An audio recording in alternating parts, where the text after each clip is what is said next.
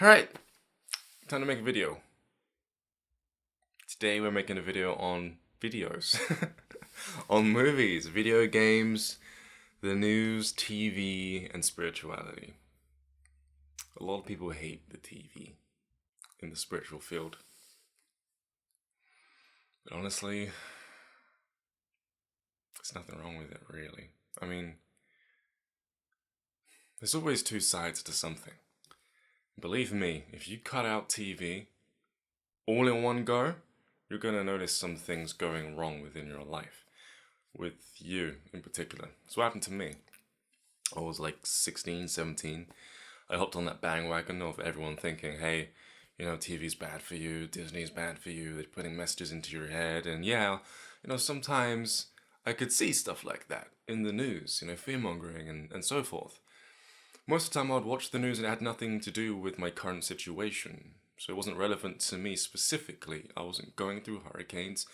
I wasn't going through crises within my employment and stuff like that. And so it had nothing to do with me, and yet I was watching it because I chose to watch it. That was my choice, And so I turned it off.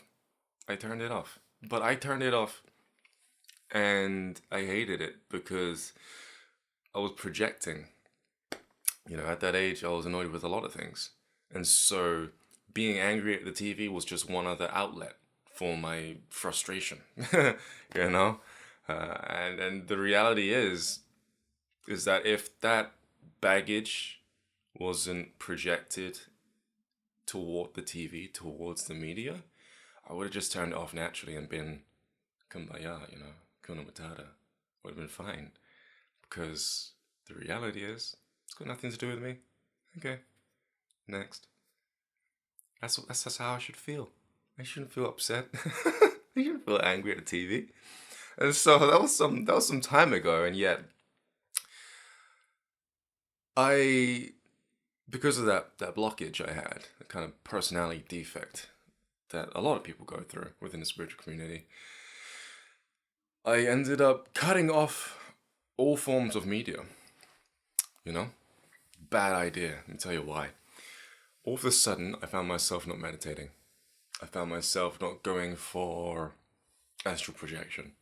I found myself not going for a lot of spiritual things, energy manipulation, stuff like that.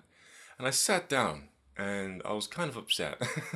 And I was like, why don't I have to drive for all of this anymore? What's going on within my life? Why do I only want to do very boring, mundane tasks? And then it hit me. I've been wanting to watch anime for a while, and I've been denying that part of myself because of this issue that everyone has, with media. I'm just gonna watch it, I'm watching it, I'm in resistance to watching it. I'm like, people can judge me, it's a cartoon, I'm a full-grown adult. And I'm like, the hell with that, this is important. And I stop, and I think, why is this important to me? And I look back at my life, at all of the forms of media that I entertained. I got real with myself. Big DC fan. Big Marvel fan. Heavy into comics. Heavy into stories. And the stories that I'm into have a specific story arc. One of my exes hated the fact that I was into superheroes so much. The reality is I could relate to them. And where in real life people would go along with the hero's journey and they would stop before getting superpowers, I never stopped when I was a kid.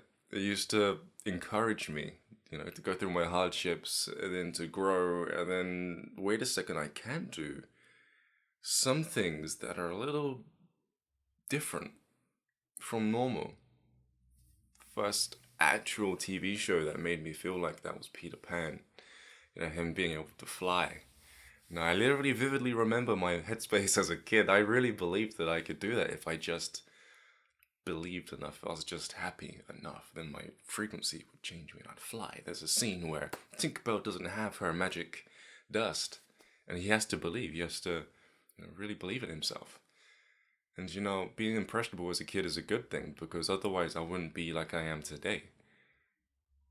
And so there's a part of parent programming that people have installed within them, because they're projecting a form of negativity while they're speaking to kids, which is regret that they haven't lived up to their dreams, their aspirations. And so then they see children being all happy and they say, it's just a fairy tale. It's not real. You know, that was based in mythology, right? Don't throw that my way. It's got nothing to do with me or that energy you're throwing my way because of your relationship problems, your money problems, your insecurities and stuff like that. It has nothing to do. None of that has anything to do with Peter Pan. Don't ruin my childhood. A lot of things are like that, you know? And so, matter of fact, most of the things that you will hear from people have nothing to do with you. They're lies. They're not real. They're fabrications. They're just words. And if you zoom into that word, you're a liar. Zoom into that word, it's made up of many other little words, such as insecurity, depression. This is wrong with me. That is wrong with me. And it's all me. It's all them. And then they say, you're a liar. I actually imagine myself drawing this, and I might do that one day. You know, just to put the point across that when people insult you, they're projecting baggage. So don't worry about it.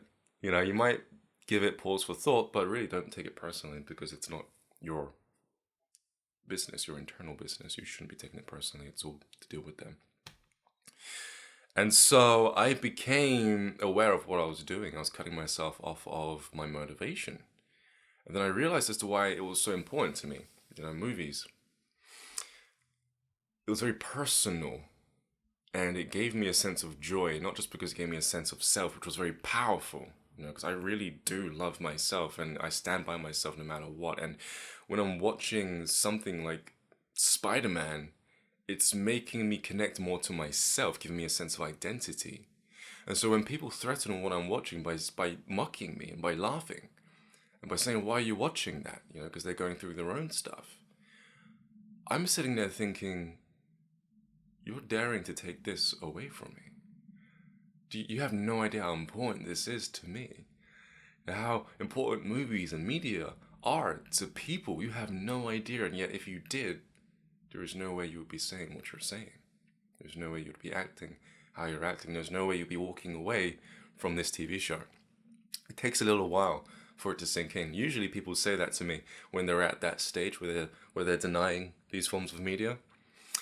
But you know, after a while, spending some time with me, they'll realize that, wait a second, I'm being more motivated to do things. It's like, yes, just because we watched a marathon of the Avengers and feel like a god now, huh? It opens your mind up a little bit to thinking that maybe if you had that much energy, you could do something like that, you know? And so, Dorian Gray, it's a great book, great film too, you know? Guy, he's immortal, stuff like that. It puts ideas in your head that dissolve your death habit, the death mentality of you accepting death, which then allows you to progress in life in a certain way. And so I then started watching more of these forms of media because I realized that I wasn't attracted to the forms of media that was influencing me in a negative way, a negative light. I was attracted to these forms of media that only benefited me, which was weird because one time I was watching something with another person and this individual started picking it apart, saying, how is this good for you, Ryan? And she actually said that to me, like, how's this good for you? She was in resistance to watching it because she didn't want to watch it, you know? I wasn't making her or anything like that. But the reality is depending on your character will depend on what you're taking from that film. For example, I can watch The Walking Dead and be like, okay, now I know what to do in case of life or death scenario. I'm tooled up. And that focus, that ability to pull from that show is making me feel very secure. However, if the person next to me is afraid of zombies and they're seeing constant violence and they're like, how is this influencing you in a good way? This will only ever influence people to be violent and to be scared. That's their perception because that's their inner reality. That's what's happening to them. And so you're going to have conflict when you're trying to watch a show with somebody. You know, it's never going to quite gel well, but it will always gel well if you're watching a show with someone who you grew up with. Your friends, your family, and brothers, of course, included within your family and or sisters. Close friends that you grew up with, you know, more specifically. And so It's a spiritual thing because it brings you back to you if you're using it correctly. Obviously, if you get scared, you shouldn't be watching TV. I shouldn't have been watching the news. If it's making you violent, you shouldn't be watching that show. More specific, I should have just said you shouldn't be watching that show. You know, that scary show if you get scared. Because the TV did, the TV did nothing wrong. It never does. It's just there. And yet people hate it for their own reasons. And so a large part of spirituality is realizing how things affect you and to actually take control of the form around you so that you can better bring out yourself and achieve things which are quite different from normal society. Because normal society has successfully accepted a very limited view on what they're capable of achieving. When you watch TV that inspires you, that will help to dissolve these deceptive thought processes, dissolve these ideological, is that even a word? That's a cool word if it was, dissolve these ideas around what humanity is capable of achieving. And so that's what you're doing. You're dissolving this part of the ego when you're watching something that inspires you. And if you're watching something that scares you or does harm, you can flip the switch very easily, depending on what's important to you. For example, if you want to get into editing, I actually did this with a friend. She was watching something that I was watching, she didn't like it. Then I just told her, I was just open, I just said, look, I watch this because of how it allows me to be very enthusiastic about my editing style. It allows me to develop skills, which I can practice at my own time. And she's like, oh, okay. And she started making videos at that time. All of a sudden, we started watching movies. And when sometimes she would look at something and not quite agree with it, all of a sudden that changed.